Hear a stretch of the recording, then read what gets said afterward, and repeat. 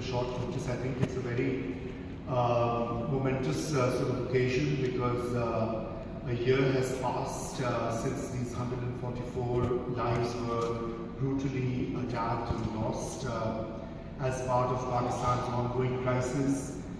This is just the tip of the iceberg because over 70,000 Pakistanis have laid their lives and have been attacked and targeted across the country in various towns, villages, cities, schools, colleges, mosques, shrines, bazaars, marketplaces, and but this was sort of the most brutal of attacks that we saw, particularly on young kids and on an educational institution. And as all of us are linked to education as students, as instructors, as teachers, etc., it is a horrifying idea to think that a place of education can be attacked in such a brutal and such a sort of inhumane manner.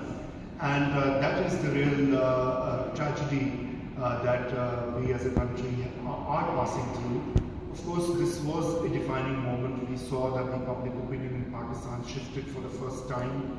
Earlier, there was all sorts of confusion about who the terrorists were, what terrorism was. There were many conspiracy theories peddled. Things like that the terrorists can't be Muslims, the terrorists can't be Pakistanis. They're always foreign intruders who come and kill these people.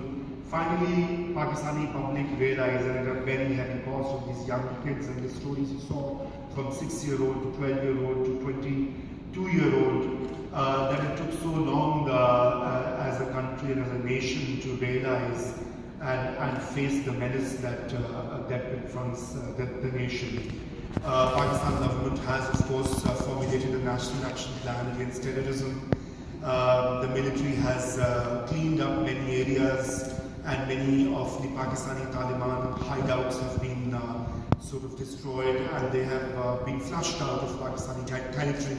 A lot of them have actually gone to Afghanistan, which unfortunately is also another place in turmoil, and therefore Pakistan's geographical location for decades has been one of the sources of instability in the country, and it continues to be so.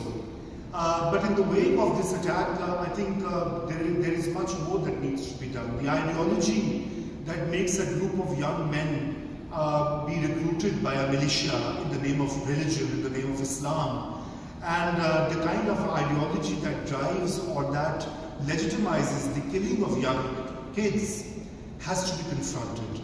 And that particular ideology is the source of all that we see in Pakistan, not just with respect to the Taliban or this brutal attack, but even elsewhere, where taking a civilian's life, what has perhaps happened in Paris, or earlier in many parts of the world, Iraq, Syria, Beirut, wherever you look at, it's the same kind of mindset at work, that somehow you kill civilians, you kill innocent people, and you wreak some sort of revenge, or you assert a particular point of view.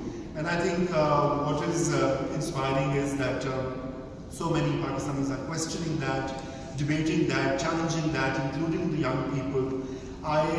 During my work in the last few years, I have interacted and worked with a lot of youth, and Pakistan is a young country. 70% of its population is below the age of 30 now, and which is what makes and gives much hope to our future trajectory. So we have to raise these tough questions. Even after 1 year, we really don't know. 3 people have been hanged by a military court who were supposedly attacked and who were supposedly involved in this APS attack. But we really don't know who they were, what were the details, because the proceedings of the military courts are in camera and secret. At the same time, we also need to know whose security lapse it was. Why was it?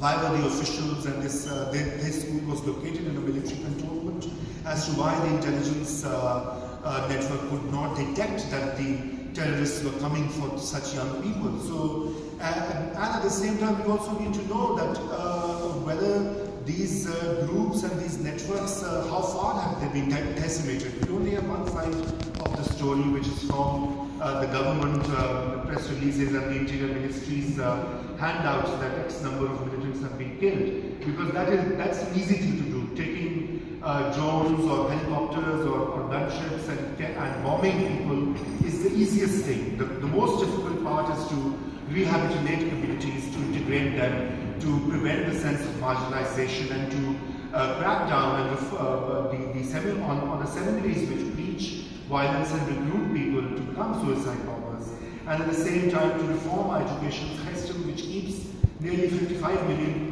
kids out of school. So there's a popular song which has been created, to remember this tragedy, in which young kids are singing that they would not seek revenge, but teach the kids of the enemy, like any Taliban or the killers. But the question is that there's a larger irony here. There are 55 million kids out already in the school. So before we teach the kids of the enemies, we need to teach everybody and bring them back into school. And what kind of things that we need to teach is also important, because that's also a long pending issue in Pakistan about the curricula, because it is not just the seminaries or the madrasas that may be misleading young people. It is also the mainstream education system which teaches very dangerous things to young minds and trains young minds in a way where sympathy for violence in the name of religion can emerge or exist. And I think that has to be taken and confronted. And there are positive signs as well. People are talking about it. The leaders are making statements. Pakistan's Prime Minister recently spoke about educational reform and making Pakistan a more inclusive and tolerant society. So let's hope that continues.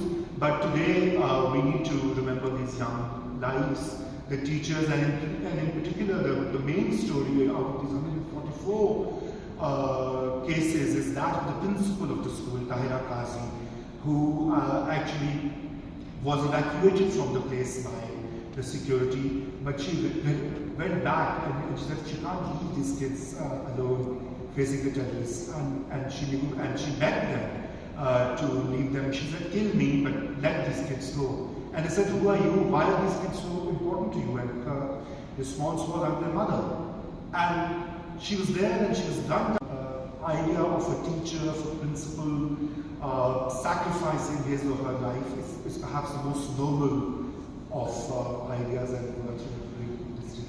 So thank you again for having me there, and thank you everyone. I think this was much needed remembrance.